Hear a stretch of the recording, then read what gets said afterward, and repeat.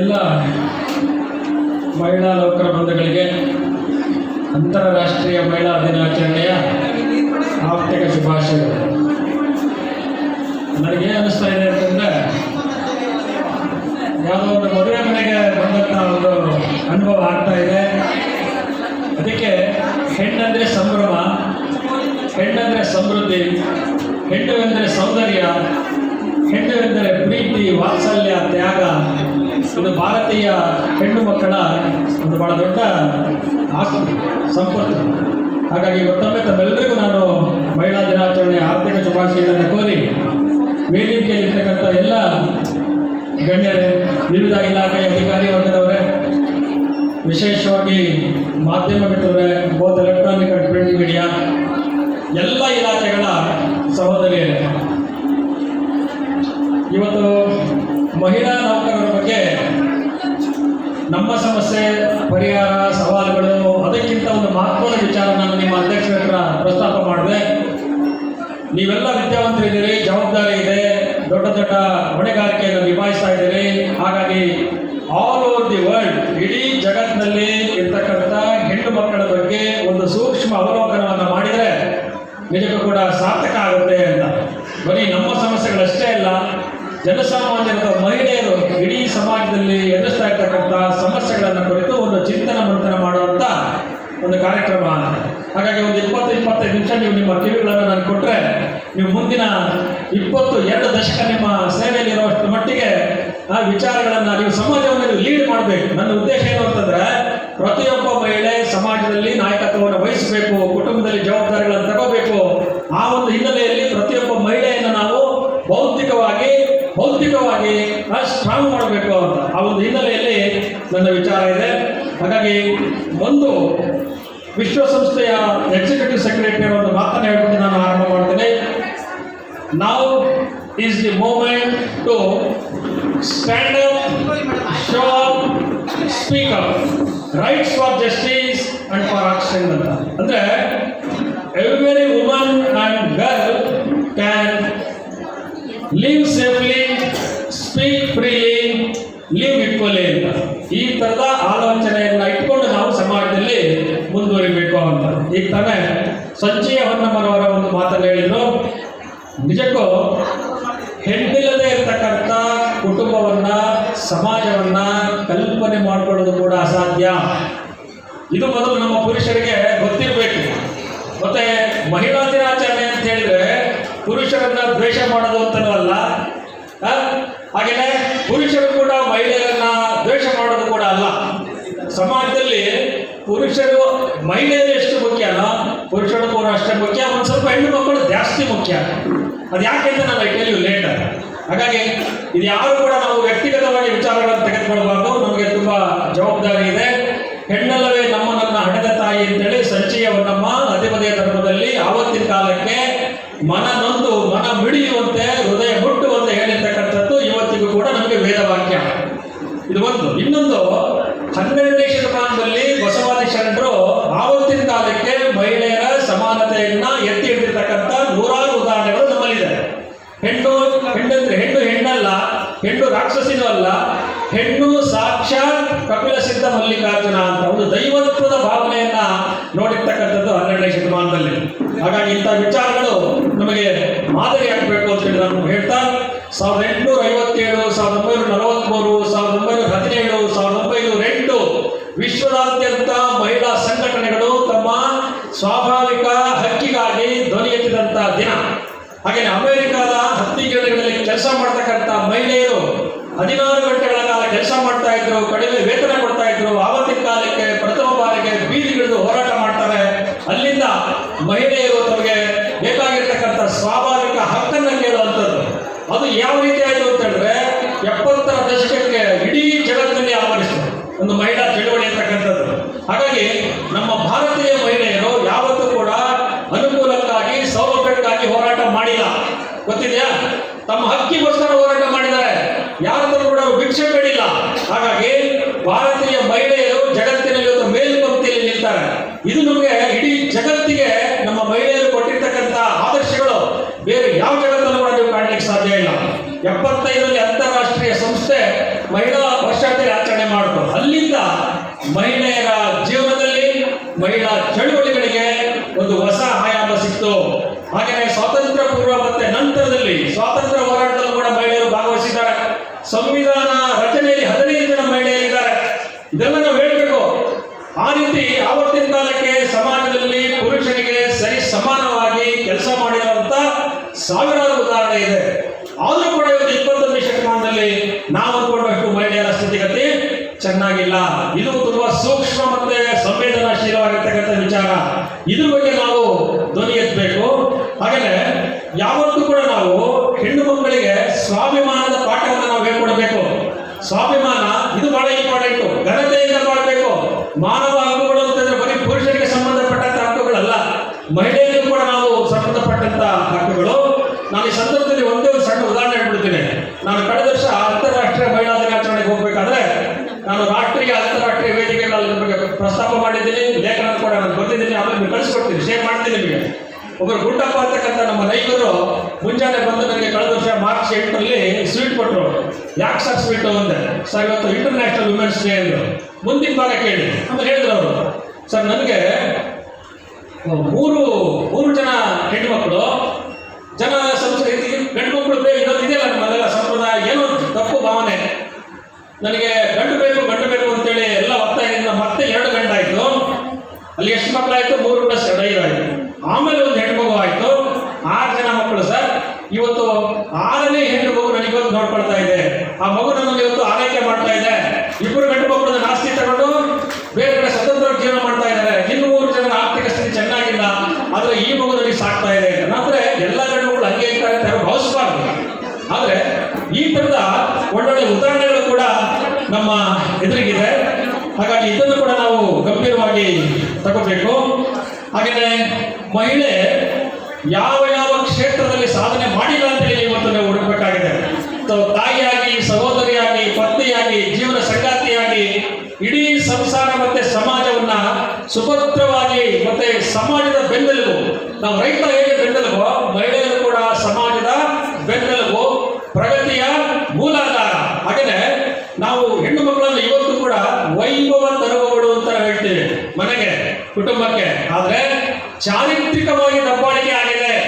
ಇದನ್ನು ನಾವು ಖಂಡಿಸಬೇಕು.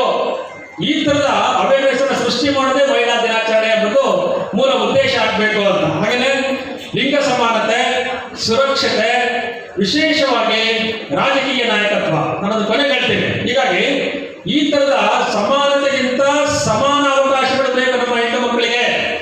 ಸಮಾನ ಅವಕಾಶಗಳು ಕೊಟ್ಟಾಗ ಪುರುಷರಂತೆ ಸದೃಢವಾಗಿ ನಿಲ್ಲೋದಕ್ಕೆ ಸಾಧ್ಯ ಆಗುತ್ತೆ ಅಂತ. ಬಂಧುಗಳೇ, 1980-90ರ ನಂತರದಲ್ಲಿ ಮಹಿಳಾ ಸಮಾಜದಲ್ಲಿ ಹೊಸ ಅಲೆ ಎದ್ದಿದೆ. ದೃಷ್ಟಿಕೋನ ಬದಲಾಗಿದೆ. ಜಾಗತೀಕರಣ ಏನೆಲ್ಲ ಮಾಡಿದೆ ನಮ್ಮ ಇಡೀ ಜಗತ್ತಿನಲ್ಲಿ, ಅಲ್ಲೋಲ ಕಲ್ಲೋಲ ಉಂಟು ಮಾಡಿದೆ. ಒಳ್ಳೆಯದು ಆಗಿದೆ, ಕೆಟ್ಟದ್ದು ಕೂಡ ಆಗಿದೆ. ನಾವು ಕೆಟ್ಟದ್ದು ಅಂತ ಹೇಳಲ್ಲ. ಆದ್ರೆ ಒಂದು ಜಾಗತೀಕರಣ ಪ್ರಕ್ರಿಯೆ ಆಗದೆ ಹೋಗಿದ್ದಿದ್ರೆ ಹೆಣ್ಣು ಮಕ್ಕಳು ಎಷ್ಟು ದೊಡ್ಡ ಮಟ್ಟಿಗೆ ಸಬಲೀಕರಣ ಆಗಲಿಕ್ಕೆ ಸಾಧ್ಯ ಆಗ್ತಿರ್ಲಿಲ್ಲ. ಜಾಗತೀಕರಣ ದೊಡ್ಡ ಒಂದು ಉತ್ಕೃಷ್ಟ ಕೊಡುಗೆ, ಗ್ಲೋರಿಯಸ್ ಕಾಂಟ್ರಿಬ್ಯೂಷನ್ ಏನು ಅಂತಂದ್ರೆ ಪ್ರತಿಯೊಬ್ಬರು ಹೆಣ್ಣು ಮಕ್ಕಳಲ್ಲಿ ಒಂದು ಜಾಗೃತಿ ಉಂಟಾಯಿತು ಅಂತ. ಈ ತರದ ಜಾಗತೀಕರಣ ಪ್ರಕ್ರಿಯೆ ನಮ್ಮ ಹೆಣ್ಣು ಮಕ್ಕಳ ಸಮಾನತೆಯ ಬಾಗಿಲು, ಡೋರ್ಸ್ ಆಫ್ ಈಕ್ವಾಲಿಟಿ ಓಪನ್ ಆಯಿತು. ಅದೊಂದು ಹೊಸ ಒಂದು ಆಯಾಮ ನಮಗೆ ಸಿಕ್ಕಿದೆ. ಹಾಗಾಗಿ ಇಲ್ಲಿ ಬದಲಾವಣೆ ಆಗಬೇಕಾಗಿರೋದು ಏನು ಅಂತಂದ್ರೆ change of traditional and orthodoxical attitude of the male. ಪುರುಷನ ಏನಿದೆ ಸ್ವಭಾವ, ಧೋರಣೆ ಅದು ಬದಲಾಗಬೇಕು. ಏನಾಗಿದೆ ಅಂತಂದ್ರೆ ನಾವು ಕಾಯಿಲೆ ಇರೋದು ಪುರುಷನಿಗೆ, ಔಷಧಿ ಕೊಡ್ತಾ ಇರೋದು ಹೆಣ್ಣು ಮಕ್ಕಳಿಗೆ. ಅದರಿಂದ ನಮ್ಮ ಆಲೋಚನೆಯಲ್ಲಿ ಹೆಣ್ಣು ಮಕ್ಕಳ ಬಗ್ಗೆ ಇರ್ತಕ್ಕಂಥ ಧೋರಣೆಗಳು ಬದಲಾಗಬೇಕು ಅಂತ, ನಮ್ಮ ತರನೇ ಒಂದು ಜೀವ ಅಂತ ನಾವು ತಿಳ್ಕೋಬೇಕು ಅಂತ. ಎಲ್ಲಿ ತನಕ ಈ ಭಾವನೆ ಬರೋದಿಲ್ವೋ ಅಲ್ಲಿ ತನಕ 1000 ಶಾಸನ ಮುಂದೆ ಕೂಡ ಏನು ಮಾಡೋಕ್ಕಾಗಲ್ಲ. ಆ ಥರದ ಒಂದು ಸ್ಥಿತಿ ನಿರ್ಮಾಣ ಆಗಬಾರ್ದು ಅಂತ. ಹಾಗೇನೆ ಇನ್ನೊಂದು ನನ್ನ ಮೂಲ ಉದ್ದೇಶ ಏನು ಅಂತಂದ್ರೆ ಹೆಣ್ಣು ಮಕ್ಕಳು ವೈಟ್ ಕಾಲರ್ ಜಾಬಿಗೆ ಬರಬೇಕು. ಈ ಆಚರಣೆಯ ಉದ್ದೇಶ ಏನು ಅಂತಂದ್ರೆ ನೀವು ನಿರ್ಧಾರ ತೆಗೆದುಕೊಳ್ಳುವಂತ ಶಕ್ತಿ ನಿಮಗೆ ಬರಬೇಕು. ಅಂತ ಒಂದು ಅವಕಾಶ ನಿಮಗೆ ಸಿಗ್ಬೇಕು. ಆವಾಗ ನಾವು ಇನ್ನು ಹೆಚ್ಚಿನದನ್ನ ನಿರೀಕ್ಷೆ ಮಾಡಲಿಕ್ಕೆ ಸಾಧ್ಯ. ಸಂಘಟನೆ ನಗರದಲ್ಲಿ ಮಾತ್ರ ಇದೆ, ಗ್ರಾಮೀಣ ಪ್ರದೇಶದಲ್ಲಿ ಸಂಘಟನೆ ಇಲ್ಲ. ಆದ್ರೆ ನೀವುಗಳು ಮಹಿಳಾ ದಿನಾಚರಣೆ ಉದ್ದೇಶ ಏನಂತಂದ್ರೆ ನೀವುಗಳು ಕೂಡ ಗ್ರಾಮೀಣ ಭಾಗದಲ್ಲಿ ದೋಸ್ ಆರ್ ಅಗ್ರೇವ್ಡ್ ಡಿಪ್ರೆಸ್ಡ್ ಇದ್ದಾರೆ, ಎಕ್ಸ್ಪ್ಲಾಯ್ಟ್ ಆಗಿದ್ದಾರೆ, ಅಂತವರನ್ನು ನಾವು ಸ್ಟ್ರೆಂಥನ್ ಮಾಡಬೇಕು, ಸಂಘಟನೆ ಮಾಡಬೇಕು. ಇದು ಮಹಿಳಾ ದಿನಾಚರಣೆಯ ಒಂದು ಉದ್ದೇಶ ಅಂತ ಇಷ್ಟಪಡ್ತೇನೆ. ಹಾಗೆಯೇ ಆಧುನಿಕ ಮಹಿಳೆಯರು, ಭಾರತೀಯ ಆಧುನಿಕ ಮಹಿಳೆಯರು ಒಂದು ನಿಗೂಢ ಅಲ್ವಾ, ಅರ್ಥ ಮಾಡ್ಕೊಳ್ಳೋದು ಬಹಳ ಕಷ್ಟ ಹೆಣ್ಣು ಮಕ್ಕಳನ್ನ. ಅದು ಸತ್ಯನೂ ಹೌದು.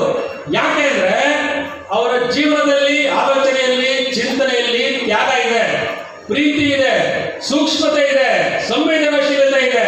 ಸಮಾಜವನ್ನ ಕುಟುಂಬವನ್ನ ನಿಯಂತ್ರಣ ಮಾಡುವಂತ ಶಕ್ತಿ ಹೆಣ್ಣು ಮಕ್ಕಳಿಗೆ ಮಾತ್ರ ಇರೋದು. ನಾನು ಸಂವಿಧಾನ ಕಾನೂನನ್ನ ಗೌರವಿಸ್ತೀನಿ, ಆದ್ರೆ ಇವತ್ತು ಒಬ್ಬ ತಾಯಿ ಮಕ್ಕಳನ್ನ ಸರಿಯಾಗಿ ನೈತಿಕ ಸಾಮಾಜಿಕರಣ ಪ್ರಕ್ರಿಯೆಗೆ ಒಳಪಡಿಸದೆ ಹೋದ್ರೆ ಯಾವ ಕಾನೂನು, ಯಾವ ಪೊಲೀಸು ಏನೂ ಮಾಡೋಕ್ಕಾಗಲ್ಲ, ತಡೆಯಕ್ಕಾಗಲ್ಲ.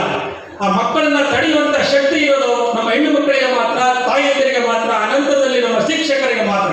ಹಾಗಾಗಿ ಹೆಣ್ಣು ಮಕ್ಕಳು ಸರಿಯಾಗಿ ಮಕ್ಕಳಿಗೆ ನೈತಿಕ ಸಾಮಾಜಿಕರಣ ಕೊಟ್ಟಿರೋದ್ರಿಂದ ಇವತ್ತು ಈ ದೇಶದಲ್ಲಿ ಕಾನೂನನ್ನು ನಾವು ಗೌರವಿಸ್ತಾ ಇದ್ದೀವಿ ಅಂತ ಅಷ್ಟು ಮಟ್ಟಿಗೆ ಪ್ರಾಮುಖ್ಯತೆ ಇದೆ.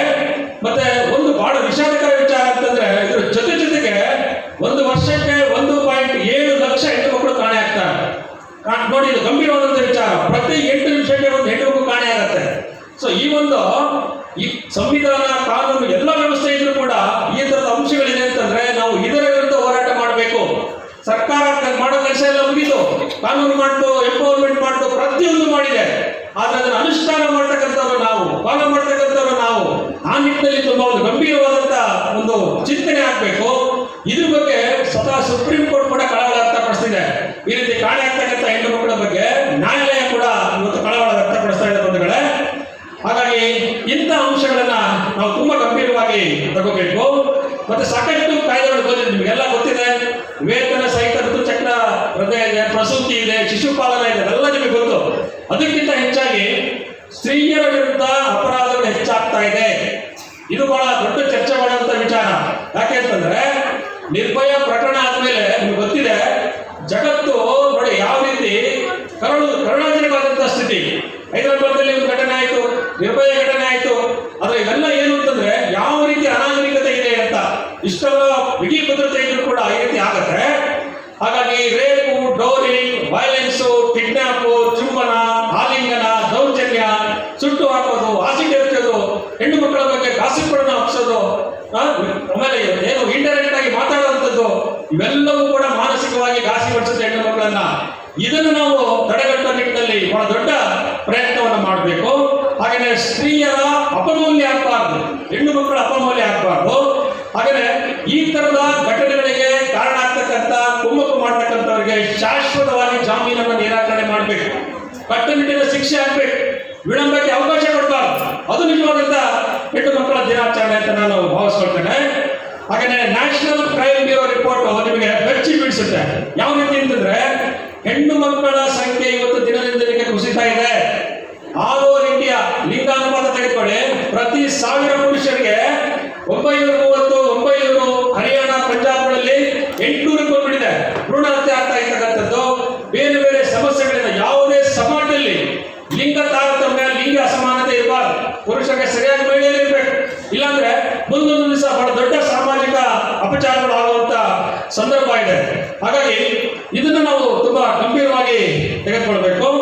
ಮತ್ತೆ ವಿಶೇಷವಾಗಿ ನಾನು ನಿಮಗೆ ಒಂದು ನೆನಪು ಮಾಡಿಕೊಳ್ಳಿ ದಯಮಾಡಿ. ಇದೇ ರೀತಿ ಹೆಣ್ಣು ಮಕ್ಕಳ ಭ್ರೂಣ ಹತ್ಯೆ ಆದ್ರೆ, ಲಿಂಗಾನುಪಾತದಲ್ಲಿ ವ್ಯತ್ಯಾಸಗಳು ಆದ್ರೆ, ಮುಂದೆ ಒಂದು ದಿವಸ ಹೆಣ್ಣು ಮಕ್ಕಳ ತೀವ್ರ ಅಭಾವ ಉಂಟಾಗುತ್ತೆ. ಹೀಗಾಗಿ ಇದನ್ನು ಕೂಡ ನಾವು ಗಂಭೀರವಾಗಿ ತೆಗೆದುಕೋಬೇಕು. ರಾಜ್ಯಾಧ್ಯಕ್ಷರಾಗಿರ್ತಕ್ಕಂಥ ಸನ್ಮಾನ್ಯ ಜಡಾಕ್ಷರಿ ಸರ್ ಬರ್ತಾ ಇದ್ದಾರೆ. ಅವರಿಗೆ ತಮ್ಮೆಲ್ಲರ ಪರವಾಗಿ ನಾನು ಪ್ರೀತಿಪೂರ್ವಕವಾಗಿ ಇರ್ತಕ್ಕಂಥ ಹೆಣ್ಣು ಮಕ್ಕಳ ತೀವ್ರತೆ ಕಂಡು ಬರುತ್ತೆ. ಹಾಗೆಯೇ ಇದೇ ರೀತಿ ಭ್ರೂಣ ಹತ್ಯೆ ಮುಂದುವರೆದರೆ ಭವಿಷ್ಯದಲ್ಲಿ 2.5 ಕೋಟಿ ಜನರಿಗೆ ಜೀವನ ಸಂಗಾತಿ ಸಿಕ್ಕಲ್ಲ. ಹಾಗಾಗಿ ನಾವು ಹೆಣ್ಣು ಸಂತಾನವನ್ನ ಉತ್ತೇಜಿಸಬೇಕು. ಒಂದು ಸಣ್ಣ ಉದಾಹರಣೆ ಹೇಳ್ಬಿಡ್ತೀನಿ. ಇವತ್ತು ಯಾವುದೇ ಒಂದು ತಾಯಿ ಆಸ್ಪತ್ರೆಗಳಲ್ಲಿ ಮಗುವನ್ನು ಹೆತ್ತರೆ, ನನ್ನನ್ನು ಸೇರಿಕೊಂಡು ನಾವೆಲ್ಲ ನೋಡಕ್ಕೆ ಮಗು ನೋಡಕ್ ಹೋಗ್ತೀವಿ. ಯಾರಾದ್ರೂ ನೀವು ಕೇಳಿ, ಯಾರು ತಾಯಿ ನೋಡಕ್ ಹೋಗ್ತೀವಿ ಅಂತ ಹೇಳ್ತಾರ? ಇಲ್ಲ, ಹೆರಿಗೆ ಆಗಿದೆ, ನಾನು ಮಗು ನೋಡಕ್ ಹೋಗ್ತೀನಿ. ಆ ಮಗು ಗಂಡಾದ್ರೆ ಇನ್ನೂ ಸಂಭ್ರಮದಿಂದ ಹೋಗ್ತಾರೆ ಅಲ್ವಾ? ಆದ್ರೆ ಈ ಪ್ರತಿಯೊಂದು ಮಗುವನ್ನು ಹೇಳೋದಿದೆಯಲ್ಲ, ಅದು ಒಂದು ತಾಯಿಯ ಒಂದು ಪುನರ್ಜನ್ಮ ಅಂತ. ಹಾಗಾಗಿ ತಾಯಿಯನ್ನು ನೋಡಕ್ ಹೋಗ್ಬೇಕೇ ಹೊರತು ಮಗುವನ್ನ ಅಲ್ಲ. ಈ ತರದ ಧೋರಣೆಗಳು ನಮ್ಮಲ್ಲಿ ಬದಲಾಗಬೇಕು. ಹಾಗೆಯೇ ಸ್ತ್ರೀಯರ ಆರೋಗ್ಯದ ಸಮಸ್ಯೆ ಬಹಳ ದೊಡ್ಡ ಪ್ರಮಾಣದಲ್ಲಿ ಇವತ್ತು ನಮಗೆ ಕಾಣ್ತಾ ಇದೆ ಬಂಧುಗಳೇ. ಯುನಿಸೆಫ್ ಸರ್ವೆ ಪ್ರಕಾರ 5.5 ಲಕ್ಷ ಮಹಿಳೆಯರು ಹೆರಿಗೆ ಪೂರ್ವ ಮತ್ತೆ ನಂತರದಲ್ಲಿ ಸಾವನ್ನಪ್ತಾ ಇದ್ದಾರೆ. ಇದು ಯಾವುದೇ ದೇಶದ ನಾಗರಿಕ ದೇಶದಲ್ಲಿ ಈ ಥರದ ಆಗಬಾರ್ದು ಅಂತ ಪ್ರತಿ 7 ನಿಮಿಷಕ್ಕೊಮ್ಮೆ 7 ನಿಮಿಷಕ್ಕೆ ಒಬ್ಬ ಗರ್ಭಿಣಿಯ ಸಾವಾಗ್ತಾ ಇದೆ ಅಂತ. ಅಂದ್ರೆ ಆರೋಗ್ಯ ಇಷ್ಟೆಲ್ಲ ಸುಧಾರಣೆ ಆದ್ರೂ ಕೂಡ ನಾವು ಈ ವಿಚಾರದಲ್ಲಿ ತುಂಬಾ ಗಂಭೀರವಾಗಿ ಗಮನ ಹರಿಸಬೇಕು. ಹಾಗೆಯೇ ನನಗೆ ಒಂದೇ ಒಂದು ಉದಾಹರಣೆ ಹೇಳ್ಬಿಡ್ತೀನಿ. ಈಗ 7-8 ವರ್ಷಗಳ ಹಿಂದೆ ಉತ್ತರ ಪ್ರದೇಶದಲ್ಲಿ ಒಂದು ವಿಡಿಯೋದಲ್ಲಿ ಒಬ್ಬಳೆ ತಾಯಿ 20 ಮಕ್ಕಳನ್ನ ಹೆತ್ತಲು ಅಂತ ಒಂದು ವೈಭವೀಕರಿಸಿದ್ರು, ಗ್ಲೋರಿಫೈ ಮಾಡಿದ್ರು. ಒಬ್ಬಳೆ ತಾಯಿ 20 ಮಕ್ಕಳನ್ನ ಹೆತ್ತರು ಅಂತ. ಆದ್ರೆ ಒಂದು ಆಲೋಚನೆ ಮಾಡಿ, ಒಬ್ಬ ತಾಯಿ 20 ಮಕ್ಕಳನ್ನ ಇರಬೇಕಾದ್ರೆ ಅಲ್ಲಿನ ಆಡಳಿತ ವ್ಯವಸ್ಥೆ, ಆರೋಗ್ಯ ಕಾರ್ಯಕರ್ತರು, PH ಇವರೆಲ್ಲ ಏನ್ ಮಾಡ್ತಾ ಇದ್ರು ಅಂತ ಅಲ್ವಾ? ಒಂದ್ಸಾರಿ ಒಂದು ಮಗು ಇರೋದು ಇಡೀ ದೇಹನೇ ಚರ್ಚೆ ಆಗುತ್ತೆ. ಆ ರೀತಿ 20 ಮಕ್ಕಳನ್ನ ಹೆರ್ತಾ ಇದ್ರೆ ಅಲ್ಲಿ ತನಕ ನಾವೇನು ಅವೇರ್ನೆಸ್ ಕ್ರಿಯೇಟ್ ಮಾಡಲಿಲ್ಲ ಅಂತಂದ್ರೆ ಯಾವ ಕಡೆ ಸಮಾಜ ಹೋಗ್ತಾ ಇದೆ ಅಂತ. ಹಾಗಾಗಿ ಈ ತರದ ಅಂಶಗಳನ್ನು ಕೂಡ ನಾವು ತುಂಬಾ ಗಂಭೀರವಾಗಿ ತೆಗೆದುಕೊಳ್ಬೇಕು. ಹಾಗೆ 78,000 ಮಹಿಳೆಯರು ಹೆರಿಗೆಗೆ ಮುಂಚೆ ಹಾಗೆ ಹೆರಿಗೆ ನಂತರ ಸಾವನ್ನಪ್ತಾ ಇದ್ದಾರೆ ಬಂಧುಗಳೇ. ಇದ್ರ ಬಗ್ಗೆ ನಾವು ಧ್ವನಿ ಎತ್ತಬೇಕು. 45% ಹೆಣ್ಣು ಮಕ್ಕಳು 24 ವರ್ಷಕ್ಕಿಂತ ಕಡಿಮೆ ವಯಸ್ಸಿನಲ್ಲಿ ಮರಣವನ್ನು ಹೊಂದ್ತಾ ಇದ್ದಾರೆ. ಇದು ಕೂಡ ಬಹಳ ಗಂಭೀರವಾಗಿರುವಂತಹ ವಿಚಾರ. 12% ಇಲ್ಲಿಗಲ್ ಆಗಿ ಅಬಾರ್ಷನ್ಗಳು ಆಗ್ತಾ ಇದೆ.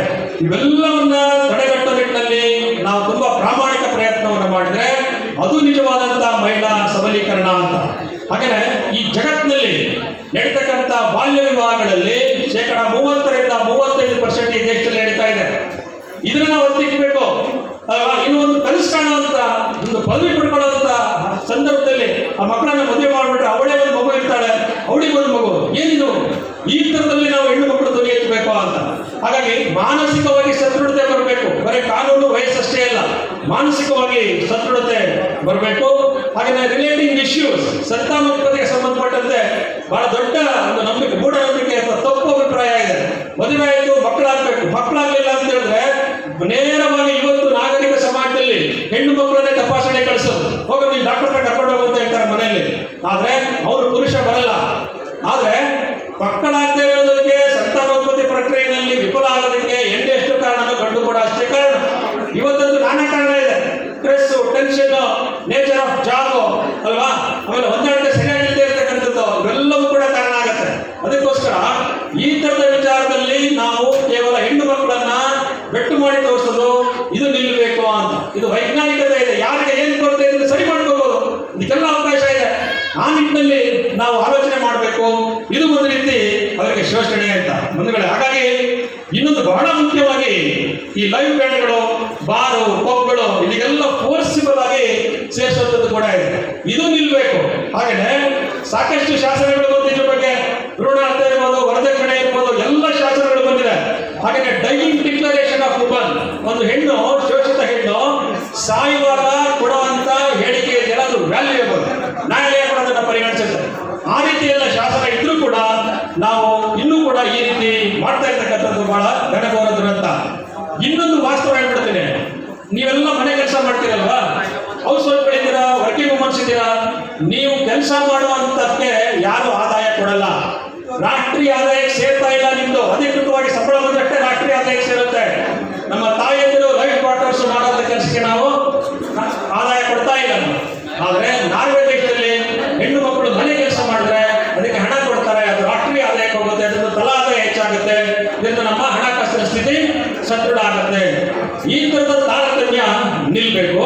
ಹಾಗೆ ತಾರತಮ್ಯಕ್ಕೆ ಒಳಗಾಗ್ತಕ್ಕಂಥ ಹೆಣ್ಣು ಶಿಶುಗಳು, ನಾನು ಇವತ್ತು ನೋಡ್ತಾ ಇದ್ದೇನೆ. 35 ವರ್ಷದಲ್ಲಿ ಸರ್ವಿಸ್ ಇದೆ.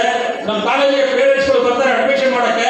ಮಗದಲ್ಲಿ ಸೇರಿಸಿದ್ಯಪ್ಪ ಅಂತ ಹೇಳಿದ್ರೆ ಶಿವಮೊಗ್ಗ, ದಾವಣಗೆರೆ, ಯಾವುದೋ ಪ್ರತಿಷ್ಠಿತ ಕಾಲೇಜನ್ನ ತುಂಬಾ ಹೆಮ್ಮೆ ಅಂತ ಹೇಳ್ತಾರೆ.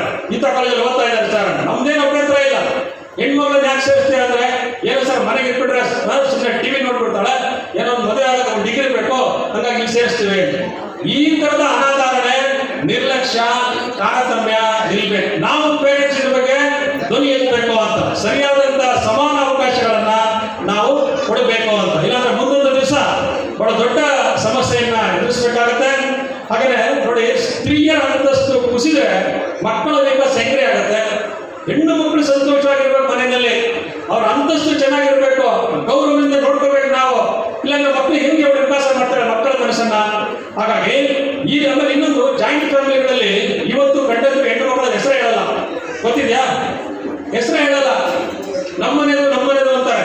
ಏನು ನಿಮ್ಮನೇದು? ಇಲ್ಲಿಂದ ಸ್ಟಾರ್ಟ್ ಆಗುತ್ತೆ ಹಿಂಸೆ. ಅಲ್ವಾ? Domestic violence is one of the important. ಅದಂತೂ ಕೌಟುಂಬಿಕ ಹಿಂಸೆ. ಹಾಗಾಗಿ ಆ ಥರದ ಧೋರಣೆಯನ್ನ ನಾವು ಖಂಡಿಸಬೇಕು. ಹಾಗೆ ಇನ್ನೊಂದು ಬಹಳ ವಿಶೇಷವಾಗಿ ವಿದ್ಯಾವಂತ ಉದ್ಯೋಗದಲ್ಲಿರುವಂತ ಮಹಿಳೆಯರಿಗೆ ಜೀವನ ಸಂಗಾತಿ ಆಯ್ಕೆಯಲ್ಲಿ ಸ್ವಾತಂತ್ರ್ಯ ಇಲ್ಲ. ಎಲ್ಲರಿಗೂ ಇರ್ಬೋದು, ನಾನು ಒಪ್ತೀನಿ. ಆದ್ರೆ ಅವ್ರು ಇವತ್ತು ಕೂಡ ಯಾರು ಪೇರೆಂಟ್ಸೇ ನೋಡ್ಬೇಕು ಅಂತ, ಇದು ಕೂಡ ಬದಲಾಗಬೇಕು ಅಂತ. ಹಾಗಾಗಿ ಒಂದು ಸಾರಿ ನೋಡಿ, ಯೋಗ್ಯ ಹುಡುಗ ಸಿಗೋದು ಎಷ್ಟು ಇಂಪಾರ್ಟೆಂಟ್, ಯೋಗ್ಯ ಹೆಣ್ಣು ಸಿಗೋದು ಅದಕ್ಕಿಂತ 1000 ಲಕ್ಷ ಕೊಟ್ಟು ಇಂಪಾರ್ಟೆಂಟ್. ಎಲ್ಲೂ ನರಕ ಇಲ್ಲ, ಅಲ್ಲೇ ನರಕ ನಿಮ್ಮ ಆಯ್ಕೆ ಸರಿಯಾಗಿಲ್ಲ ಅಂತಂದ್ರೆ. ಹಾಗಾಗಿ ಬಹಳ ಜನ ಏನ್ ತಿಳ್ಕೊಂಡಿದ್ದಾರೆ, ನನ್ನ ಮಗಳಿಗೆ ಒಬ್ಬ ಒಳ್ಳೆ ಗಂಡು ಸಿಕ್ಬಿಟ್ರೆ ಸಾಕು ಅಂತಾರೆ. ಅದಷ್ಟೇ ಇಂಪಾರ್ಟೆಂಟ್ ಅಲ್ಲ, ಒಂದು ಹೆಣ್ಣು ಕೂಡ ಅಷ್ಟೇ ಇಂಪಾರ್ಟೆಂಟ್ ಅಂತ. ಜವಾಬ್ದಾರಿಗಳನ್ನ ನಿಭಾಯಿಸುವ ನಿಟ್ಟಿನಲ್ಲಿ ಹೆಣ್ಣು ಮಕ್ಕಳ ಶ್ರಮವನ್ನ, ತ್ಯಾಗವನ್ನ ಹೆಣ್ಣಿಗೆ ಯಾವುದು ಕೂಡ ಬೆಲೆ ಕಟ್ಟಕ್ಕಾಗಲ್ಲ. ಇದನ್ನು ಬದುಕಿಕೊಳ್ಳಿ. ಆ ತರದ ಒಂದು ವೈಭವ, ಪ್ರೀತಿ ಇರ್ತಕ್ಕಂಥದ್ದು. ಹಾಗೆ ಶೀಲದ ಗುತ್ತಿಗೆ ಬಂದ್ಬಿಟ್ರೆ ಎಲ್ಲ ಕ್ಯಾರೆಕ್ಟರ್ ಚೆನ್ನಾಗಿದೆ ಅಂತ ಹೇಳ್ತಾರೆ. ಶೀಲದ ಗುತ್ತಿಗೆ ಮಹಿಳೆಯರಿಗೆ ಮಾತ್ರ ಹೇಳ್ತಾರೆ ನಮ್ಮ ಜನ. ಆದ್ರೆ ಒಬ್ಬ ವ್ಯಭಿಚಾರಿ ಪುರುಷನನ್ನ ರಸಿಕ ಅಂತ ಹೇಳಿ ಚಿತ್ರಿಸ್ತಾರೆ. ಇದು ತಪ್ಪಲ್ವೇ? ಈ ಧೋರಣೆ ಹೋಗ್ಬೇಕು ಅಂತ ನಾನು ಹೇಳೋದು ನಿಮಗೆ. ಹಾಗಾಗಿ ಚಾರಿತ್ರ್ಯ ಎಲ್ರಿಗೂ ಇಂಪಾರ್ಟೆಂಟ್. ಹಾಗಾಗಿ ಈ ತರದ ಆಲೋಚನೆಗಳು ಇನ್ನೂ ಕೂಡ ಸಮಾಜದಲ್ಲಿದೆ. ಹಾಗಾಗಿ ಇದನ್ನು ಕೂಡ ನಾವು ಖಂಡಿಸಬೇಕು.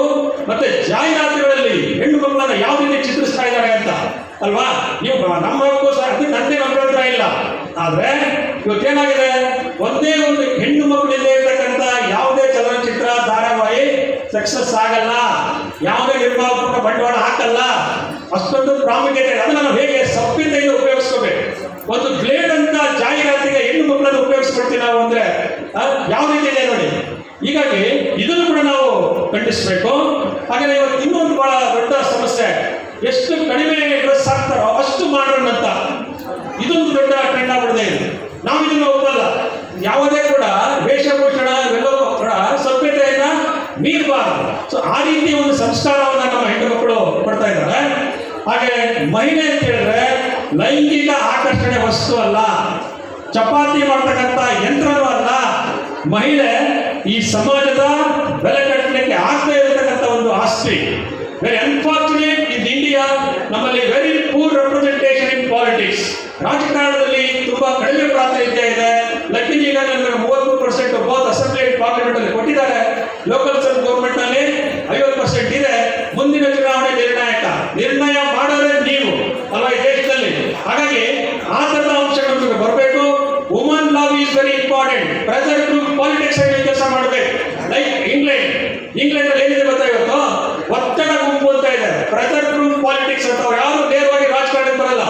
ಆದ್ರೆ ಸಮಾಜದ ಹಿತದೃಷ್ಟಿಯಿಂದ, ಸಮಾಜದ ಕಳಕಳಿಯಿಂದ ಆ ಕೆಲಸಗಳನ್ನ ಒತ್ತಡ ಆಗಿ ಮಾಡ್ಕೊಳ್ತಾರೆ.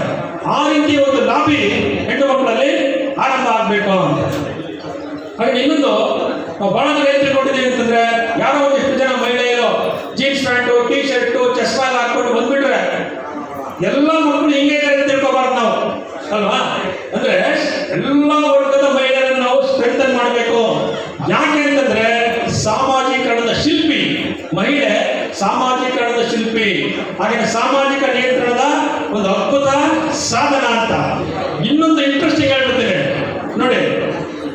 ಇವತ್ತು ರಾಜಕಾರಣದಲ್ಲಿ ಮಹಿಳೆಯರು ಚುನಾವಣೆ ಗೆಲ್ತಾರೆ ಅಲ್ವಾ? ಗೆದ್ದಂತ ಸಂದರ್ಭದಲ್ಲಿ ಗೆದ್ದಿರುವಂತ ಮಹಿಳೆ ಅಲ್ಲೇ ಇರ್ತಾಳೆ ತಾಲೂಕು ಆಫೀಸಲ್ಲಿ, ಜಿಲ್ಲಾಧಿಕಾರಿ ಕಚೇರಿಯಲ್ಲಿ. ಆದ್ರೆ ಹೊರಗಡೆ ಎಲ್ಲಿ ಗಂಡನಿಗೆ ಮೆರವಣಿಗೆ ಮಾಡ್ತಾ ಇರ್ತಾರೆ. ಗಂಡನಿಗೋ ಸಹೋದರನಿಗೋ ಅವ್ರ ಅಪ್ಪನಿಗೋ ಮೆರವಣಿಗೆ ಮಾಡ್ತಾ ಇದ್ದಾರೆ ಅಲ್ವಾ? ಯಾರಿಗೆ ಜನಾದೇಶ ಬಂದಿದೆ, ಯಾರನ್ನ ಜನ ಆಯ್ಕೆ ಮಾಡಿದ್ದಾರೆ ಅಂತ ಮಹಿಳೆಯರನ್ನ ಗೌರವದಿಂದ ಮೆರವಣಿಗೆ ಮಾಡಬೇಕು. ಈ ಧೋರಣೆ ಬದಲಾಗಬೇಕು. ಆ ಹೆಣ್ಣು ಮಕ್ಕಳಿಂದ ಕೇಳಿ, ಇರಲಿ ಬಿಡಿ ನಮ್ಮ ಮನೆಯವರು, ನಮ್ಮ ತಂದೆ, ನಮ್ಮ ಆ ರೀತಿ ಒಂದು ತ್ಯಾಗದ ಮನೋಭಾವ ಇದೆ. ಒಂದು ವೇಳೆ ಹೆಣ್ಣು ಮಕ್ಕಳ ಸಬಲೀಕರಣ ವಿಚಾರದಲ್ಲಿ ಯಾವುದೇ ಕಾರಣಕ್ಕೂ ಹೆಣ್ಣು ಮಕ್ಕಳು ಈ ತರದ ರಾಜಿ ಮಾಡ್ಕೊಳ್ಳದಿದ್ರೆ ರಾಜಕಾರಣಕ್ಕೆ ಬರಬಾರ್ದು. ನಾನು ಮೊದಲೇ ಹೇಳಿದೆ, ವೈಟ್ ಕಾಲರ್ ಜಾಬ್ಸ್ ನೀವು ಡಿಸಿಷನ್ ಮೇಕಿಂಗ್ ತಗೊಳ್ಳೋರು, ನಿರ್ಧಾರ ಮಾಡೋರು ನೀವಾಗಬೇಕು. ಆವಾಗ ಮಾತ್ರ ಒಂದು ಪ್ರಜಾಪ್ರಭುತ್ವ ವ್ಯವಸ್ಥೆ ಸಕ್ಸಸ್ ಆಗುತ್ತೆ ಅಂತ. ಹಾಗೇನೆ ಮಹಿಳಾ ದಿನಾಚರಣೆ ಆಯಿತು, ತಾಯಂದಿರ ದಿನ, ಎಲ್ಲ ದಿನಾಚರಣೆ ಆಯಿತು.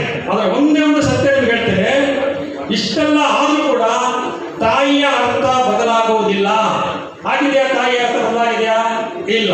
ಹಾಗೇನೆ ತಾಯಿಯ ಕಾರ್ಯಕ್ಷೇತ್ರ ಬದಲಾಗಿಲ್ಲ, ಯಾವತ್ತೂ ಬದಲಾಗಲ್ಲ.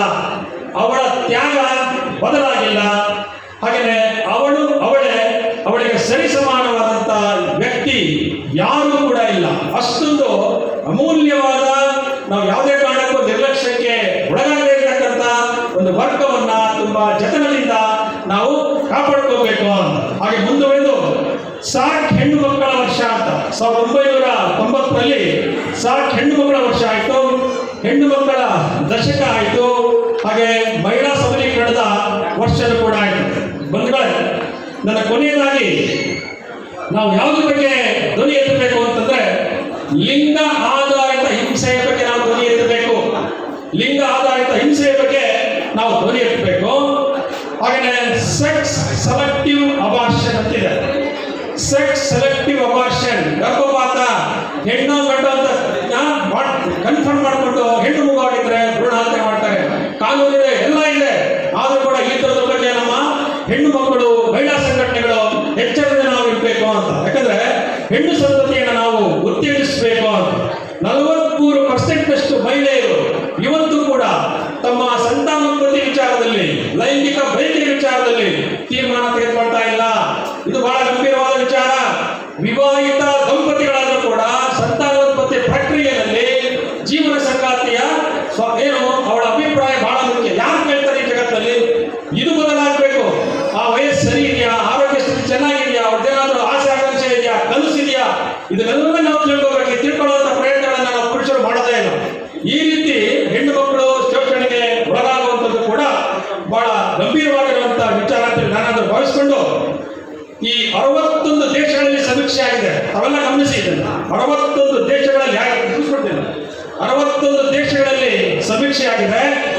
87% ದೇಶಗಳಲ್ಲಿ ಕೌಟುಂಬಿಕ ಹಿಂಸೆ ಇರೋದು ಇವತ್ತು ಕೂಡ ಅಮಾನವೀಯ.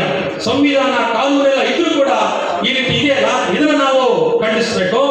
ಹಾಗಾಗಿ 54% ರೇಪ್ ಪ್ರಕರಣಗಳು even today still not define, ಅದನ್ನು ವ್ಯಾಖ್ಯಾನ ಮಾಡಿಲ್ಲ. ಆ ರೀತಿ ಇರ್ತಕ್ಕಂಥದ್ದು ಮುಂದೆ ಒಂದು ದಿವಸ ಹೆಣ್ಣು ಮಕ್ಕಳ ಜೀವನದಲ್ಲಿ ಬಹಳ ದೊಡ್ಡ ಅಪಾಯವನ್ನು ತಂದೊಡ್ಡುತ್ತೆ. ಹಾಗಾಗಿ ಹೆಣ್ಣು ಮಕ್ಕಳು ಅಂತಂದ್ರೆ ಬರೀ ಮನೆ ಕೆಲಸಕ್ಕೆ ಮಾತ್ರ ಅಲ್ಲ, ಎಲ್ಲ ಕ್ಷೇತ್ರಗಳಲ್ಲಿ ಸಮರ್ಥವಾಗಿ ಈ ಸಮಾಜವನ್ನ ತೆಗೆದುಕೊಂಡೋಗಿರ್ತಕ್ಕಂಥ ಉದಾಹರಣೆ ನಮ್ಮ ದೇಶದಲ್ಲಿ ಬಹಳ ದೊಡ್ಡ ಉದಾಹರಣೆ ಇದೆ. ಹಾಗಾಗಿ ತ್ಯಾಗಕ್ಕೆ, ಪ್ರೀತಿಗೆ, ವಾತ್ಸಲ್ಯಕ್ಕೆ, ಸಾಮಾಜಿಕರಣಕ್ಕೆ ಎಲ್ಲದಕ್ಕೂ ಒಂದು ದೊಡ್ಡ ಅಮೂಲ್ಯವಾದಂತಹ ಉದಾಹರಣೆ ಅನರ್ಘ್ಯ ರತ್ನಗಳು ಅಂತಂದ್ರೆ ನಮ್ಮ ಹೆಣ್ಣು ಮಕ್ಕಳು ಅಂತ. ಆ ನಿಟ್ಟಿನಲ್ಲಿ ನಾವು ನಮ್ಮ ಎಲ್ಲ ಸಹೋದರಿಯರನ್ನ, ತಾಯಂದಿರನ್ನ, ಹೆಣ್ಣು ಮಕ್ಕಳನ್ನ ವಿಶೇಷವಾಗಿ ಗೌರವಿಸೋಣ. ಅವರ ಹಕ್ಕುಗಳಿಗೋಸ್ಕರ ಹೋರಾಟ ಮಾಡೋಣ. ಬರೀ ಒಂದು ದಿನಕ್ಕೆ ಸೀಮಿತ ಆಗಬಾರ್ದು, ಮಹಿಳಾ ದಿನಕ್ಕೆ ಸೀಮಿತ ಆಗಬಾರ್ದು ಅಂತ ಹೇಳ್ತಾ, ಮತ್ತೊಮ್ಮೆ ನಮ್ಮ ಎಲ್ಲ ತಾಲೂಕು ಘಟಕದ ಅಧ್ಯಕ್ಷರು, ಪದಾಧಿಕಾರಿಗಳು ಎಲ್ಲರೂ ಕೂಡ ತಾವು ನನ್ನ ವಿಚಾರಗಳನ್ನು ಕೇಳಿಸ್ಕೊಂಡಿದ್ದೀರಿ, ತಾವು ಕೂಡ ಕೇಳಿಸ್ಕೊಂಡಿದ್ದೀರಿ. ಹಾಗಾಗಿ ಮತ್ತೊಮ್ಮೆ ನನ್ನ ಮಾಧ್ಯಮ ಮಿತ್ರರಿಗೆ, ಎಲ್ಲ ಪ್ರೀತಿಯ ಸಹೋದರಿಯರಿಗೆ ತಮ್ಮ ಕೃತಜ್ಞತೆಯಿಂದ ವಂದಿಸಿ ನನ್ನ ವಿಚಾರ